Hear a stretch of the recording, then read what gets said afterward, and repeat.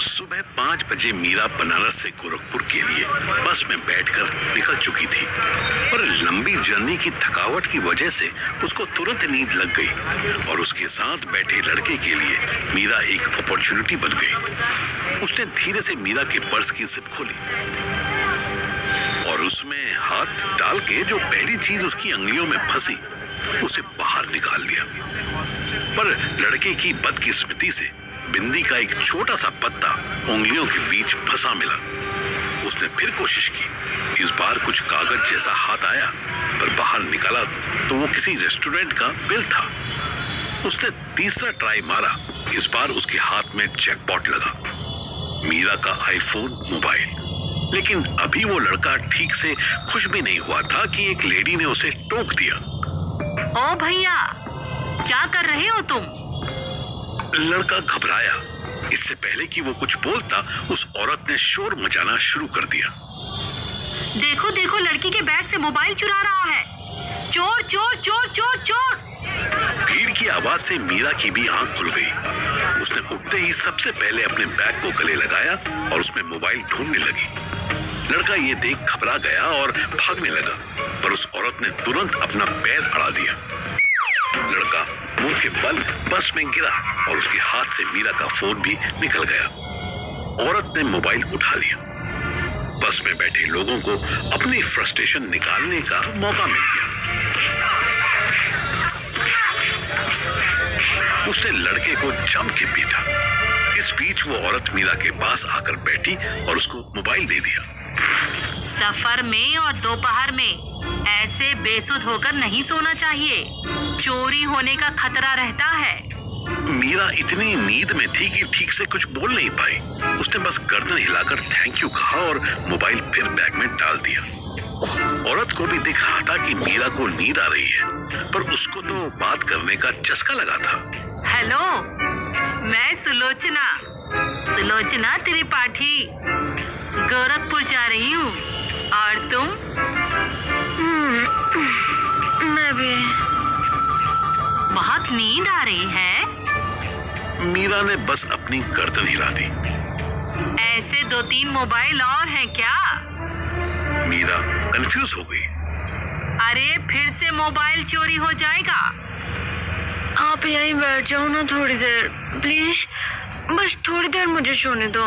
मैं 2 दिन से नहीं सोई। बेचारी बच्ची। पहाड़ी है? मीरा ने फिर सर हिला दिया। मेरी मामी के लड़के ने भी पहाड़न से शादी की थी, चली नहीं। पहाड़ी लोग इधर की गर्मी में एडजस्ट नहीं कर पाते ना, तो वो मेरे भाई को छोड़ के वापस मायके चली गई। मीरा ने कोई रिएक्शन नहीं दिया। उसका चेहरा ज़ॉम्बी जैसा हो रहा था। तुम्हारी शादी हो गई? इधर ससुराल में आई हो? मीरा मनी मन सोचने लगी कि इससे तो वो चोर ही अच्छा था, जो भले ही मोबाइल चुरा रहा था पर चुपचाप तो था। जब मीरा ने कोई जवाब नहीं दिया तो वो खुद ही बोल पड़ी। बहुत नींद आ रही है ना? सो जाओ, कोई बात नहीं, मैं बैठी हूँ ना इधर, आराम से सो जाओ। हाँ? मीरा ने फिर आंखें बंद कर ली। उसको अच्छी नींद आ रही थी। बस के झटके उसे ऐसे लग रहे थे जैसे कोई झूला झूला रहा हो। फिर भी उसे लग रहा था कि जैसे बहुत दूर से सुलोचना बुला रही हो। यहाँ गोरखपुर में ससुराल है तुम्हारा? मीरा ने फिर आंख खोलने की कोशिश की। हस्बैंड कैसा है तुम्हारा? क्या करता है? बिल्कुल आपकी जैसा है। वो भी मुझे 2 मिनट चैन नहीं लेने देता। पहले सुलोचना खिसिया के हंसी, फिर उसको रियलाइज हुआ कि लड़की उसे ताना मार रही थी। उसने मुंह बंद कर लिया। लेकिन मीरा अब इतनी इरिटेट हो चुकी थी कि उसने खिड़की से बाहर देखना शुरू कर दिया। सो जाओ। हाँ, आराम करो। अच्छा ये बताओ, बनारस क्यों आई थी? कोई काम था? मैं तो काशी विश्वनाथ में नया कॉरिडोर बना है ना, वही देखने आई थी। मीरा ने इस बार सुलोचना की तरफ देखना भी जरूरत नहीं समझा और आंख बंद कर ली। सुलोचना ने जैसे तैसे खुद को चुप कर लिया। 5 मिनट ही बीते होंगे कि मीरा का फोन बजने लगा। मीरा ने बिना आंखें खोले ही उसे साइलेंट किया। तुम्हारा फोन बज रहा है, देखो क्या पता कोई जरूरी कॉल हो। मेरा बेटा तो हमेशा मुझे टोकता रहता है कि मम्मी आप फोन उठाती ही नहीं, टाइम पे आपका फोन उठता ही नहीं, फोन रखा ही क्यों है जब आपने। देखो फिर आ गया, उठा लो उठा लो, क्या पता तुम्हारे मायके से हो, उन्हें पूछना हो कि तुम बस में बैठी कि नहीं। घर वालों को तो चिंता हो ही जाती है, फिर क्यों ना हो चिंता। एक बार ऐसे ही मेरी देवरानी की। बस बस उठा रही हूँ फोन। हाँ कौन है? दूसरी तरफ रुचि थी। हेलो, हम रुचि बोल रहे हैं। आप मीरा है ना?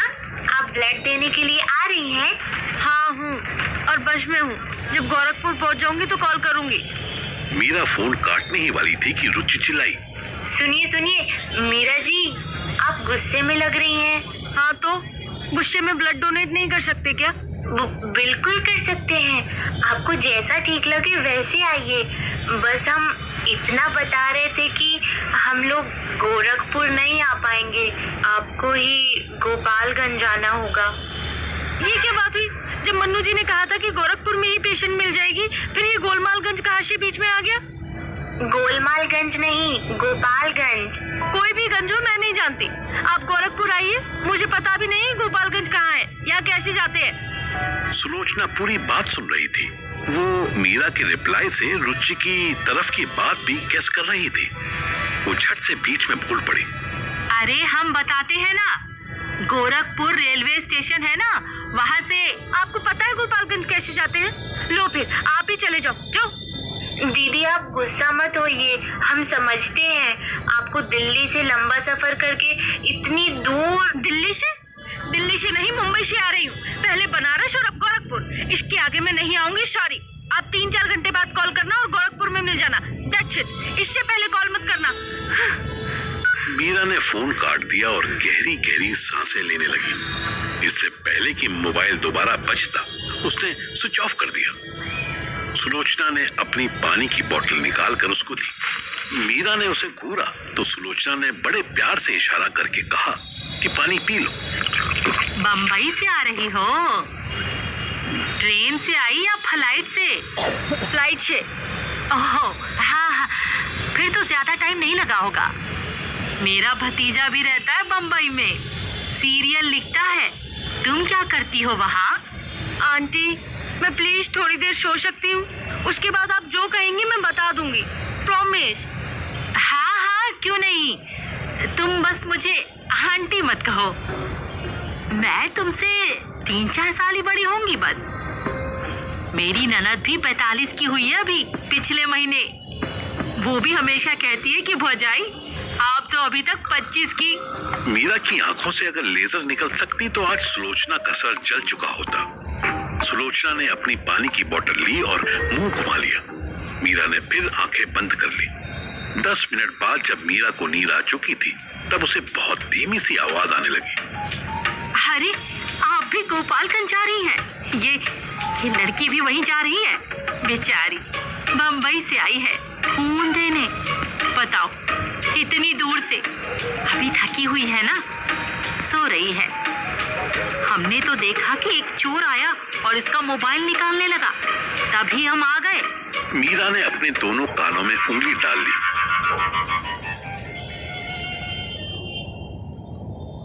सुबह 6 बजे मनु बस से उतरा और लंबी अंगड़ाई ली। बस स्टैंड से निकलकर उसने सबसे पहले सलून ढूंढा और वहां अपने बाल सेट करवाए। जो गुंडों जैसी दाढ़ी बढ़ी जा रही थी, उसे अच्छे से सेट करवा के मॉडर्न गबरू सा लुक लिया। इसके बाद एक ब्लू कलर के सनग्लास लिए और तब जब उसे खुद को शीशे में देखकर तसल्ली हो गई, उसने पूरा टेम्पो बुक किया और अपनी सबसे पुरानी दोस्त के घर पहुंचा। सुबह के 7:30 हुए थे। लड़की ने दरवाजा खोलने में काफी टाइम लगाया, लेकिन जैसे ही दरवाजा खोला तो वो पहली नजर में मनु को पहचान ही नहीं पाई। कौन? शाबाश, आज मेरी कुतिया मुझे पहचान भी नहीं पा रही। तान्या ने आवाज से पहचाना कि ये तो मनु था। मनु सुबह सुबह ग्वालियर आ जाएगा, इसका उसे रत्ती भर अंदाजा नहीं था। कल रात ही तो वो एक वायरल रील देख रही थी जिसमें सड़क पर बिना शर्ट के दौड़ता आदमी को देखकर उसे लगा था कि ये कहीं मनु तो नहीं। तुम यहाँ ऐसे अचानक? एक मैसेज किया होता? मैसेज कर देता तो फिर तेरा ऐसा फट्टुओं वाला चेहरा नहीं दिखता ना। क्या बकवास कर रहे हो? और ये किस तरह से बात कर रहे हो मुझसे? तुमने पी रखी है क्या? मनु ने ना में सर हिलाया और फिर स्माइल की। अच्छा, जेल से कब छूटे? अंदर आके बात करूं या यहीं खड़े होकर तेरी गांड मारूं? तान्या ने अपनी आंखें बड़ी की ही थी कि मनु ने उसके पेट पर एक पंच मारा। मादर फ्रॉड, तेरी इतनी हिम्मत! तू मुझे? मनु आराम से घर के अंदर आया और दरवाजे की चिटकनी चढ़ा दी। इधर गोपालगंज में रुचि ने मीरा को दोबारा फोन मिलाने की कोशिश की तो वो बंद आया। जुगरू भी उठ चुका था। भैया जी भी इम्पेशेंट आंखों के साथ शिवानी को देख रहे थे। शिवानी का चेहरा अभी भी सफेद ही लग रहा था। झुमरू, बिटिया कब उठेगी? दादा, एक बोतल खून तो चढ़ा चुका है, लेकिन शरीर चुस्त होने में अभी थोड़ा समय लगेगा। रुचि गुड़िया, तुम उस बम्बई वाली लड़की का बताओ, वो कब तक आएगी? वो यहाँ आने के लिए मना कर रही हैं। हमें दीदी को गोरखपुर ले जाना होगा। अब और यात्रा करना शायद आसान ना हो। अब फिर बिहार से यूपी जाने में चेकिंग भी होता है। आप पर इतना नहीं होता जितना यूपी से बिहार आने में होता है। थोड़ा कोशिश करेंगे तो ले जाएंगे। वो बेचारी इतना दूर से गोरखपुर तक आ गई तो हम भी थोड़ा जोर लगा के। जब मुंबई से गोरखपुर आ गई है तो 2-4 घंटा लगा के गोपालगंज भी आ जाए। इतना का नखरा दिखाना, बिटिया को यहाँ से वहाँ ले जाना रिस्की है भैया जी। लेकिन जब बम्बई वाली कहती है कि अरे माँ चुदा है वो बम्बई वाली, हम जो कह रहे हैं वो ध्यान से सुनो। हमें इस मामले में कोनू बहस नहीं चाहिए। सब सिकंदर की तरफ देखने लगे। हमारे शरीर से 2 बोतल खून निकालो और जो भी टेस्ट वेस्ट हो जाए वो करवा के बिटिया के चढ़ा दो। दादा, कैसी बात करते हैं आप? आपका शरीर अब और खून देने की स्थिति में नहीं है। हाँ दादा, ऐसा कुछ नहीं होगा। हम उनको मनाते हैं ना यहाँ लाने के लिए। दादा बात मानिए। चुप, बिल्कुल। कहा ना कोई बहस नहीं। झुमरू, तू खून निकालने की तैयारी कर जल्दी। लेकिन दादा। लेकिन वेकिन कचू नहीं। अगर बिटिया को कल तक होश नहीं आया ना तो तुम तीनों को अपने हाथ से गला दबा के मार देंगे हम। रुचि की आंखों में आंसू आ गए।